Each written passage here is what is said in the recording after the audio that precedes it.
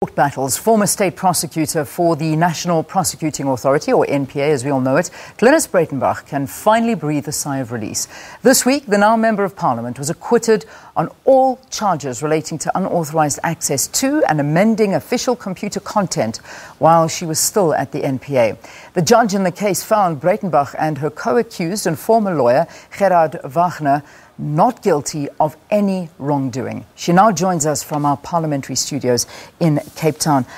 Thanks so much for joining us, Glynnis. It's great to have you here on the programme. Hi, thank you. So, I can imagine that this is a great relief for you. I think both Gerhard and I are very relieved. It's been an unpleasant experience. It's no fun being an accused in a criminal trial. And we're both lawyers, both officers of the court, so it was particularly unpleasant, I think. Yeah. But we always held the view that the charges were malicious and politically motivated, and we still hold that view. Yeah. And we've now been vindicated. Yeah. I mean, obviously the emotions that you went through and this journey has been a very tough journey for you. I mean, this has been, you were arrested, this has been in and out of court, and as you say, on the opposite side of the law, something that you are not used to, and all of this in the name of, as you say, political playing. But, talk to us a little bit about what you've actually been through. As I say, it was an unpleasant experience, but having said that, I've spent my entire adult life in a courtroom, so, whether it was as a prosecutor or in an accused where I believed myself to be innocent, it's an environment I'm pretty comfortable in, so it wasn't that traumatic, I suppose, as other people find it, but certainly reputationally very damaging, very irritating in Parliament to keep on having accusations thrown at me as if I was some sort of criminal. I'm glad that's over. Yeah. What does the judgment prove for you? I know that you mentioned in your first answer that this was basically proving what you've been saying all along, it was politically motivated. But I'd imagine to the public, since you've always said the charges against you were malicious and politically motivated, they'd love to hear more from you. Where do you think they all stem from? Well, certainly they stem from a desire to protect political or otherwise allies of the previous president. So the charges against Richard Mdluli have not been reinstated. He's not been prosecuted, and in my view, there's a case to be answered. There's also the ICT matter that I was ostensibly disciplined for initially. ICT is a Gupta-owned company. That matter has also died in the water since I left.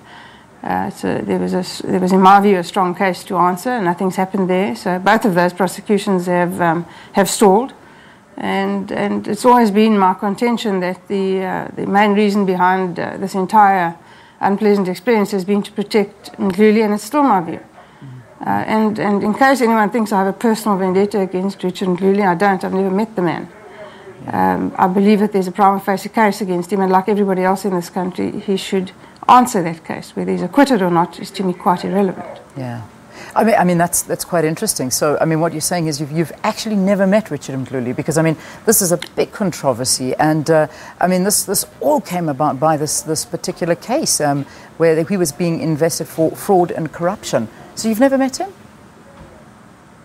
I don't believe I've ever met Richard Mdluli. I may have met him once. I'm not sure, but I don't believe that I've ever met him. I certainly know what he looks like now from photographs, but yeah. It's certainly not unusual to not meet somebody that you're investigating. It's run par for the course. Let's look at the actual case that was being at play in terms of the deleted documents that were on your computer that were related to mining rights. You were accused of showing bias in the case, and this was between Kumba Iron Ore in the Sishen mining rights case in Kimberley. Then you were suspended. What happened after that? When did you realize that things were going to get very, very unpleasant with the NPA? Well, I knew that it would become unpleasant long before I was suspended. In the November, I think it was, I'm really not sure, it could have been 20, 2012 perhaps, or maybe a year earlier, I forget now. It's been so long I don't keep track of these things. Yeah. When they called me in to tell me that they were investigating a case against me for abuse of power in the Kumba matter, I mean, it was absolutely laughable. Prosecutors have immense power. You really don't need to abuse it.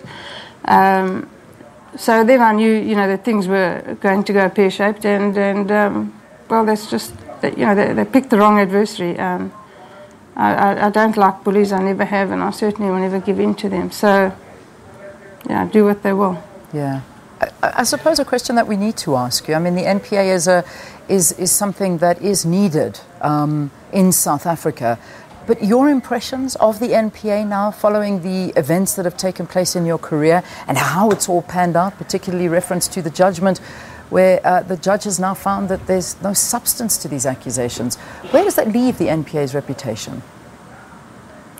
Look, the NPA's reputation, unfortunately, in the recent past has become quite tarnished. And that's largely undeserved, because there are literally thousands of prosecutors who go to work every single day and do the very best that they can under terribly difficult circumstances, increasingly difficult circumstances. And just because there are a few bad apples right at the top structure of the NPA, that doesn't mean that the entire organization is beyond repair. It's not. The fact that the criminal justice system still functions, even though it's not optimally, is thanks to those prosecutors who go to work every day and do their job. This political machinations is the result of a few people in the top structure who have abused the NPA for political gain of a particular individual. That does not mean that every single prosecutor in the NPA is captured. They're not. And it doesn't mean that there aren't a huge number of very honest prosecutors who go to work and work very hard every day. Yeah. I mean, there's a lot of talk about the replacement of Sean Abrams. Who do you think would be good for this top job? There's a very limited number of people who I think could, in fact, do that job.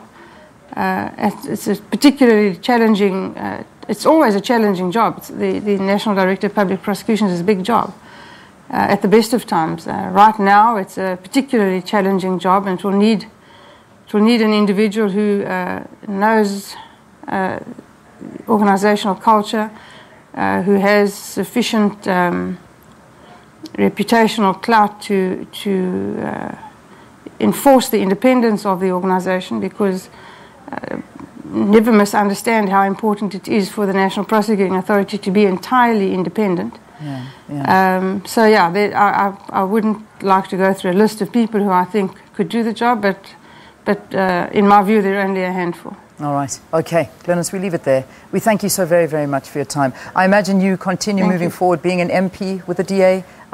You happy in this position? No plans on going anywhere else, are you?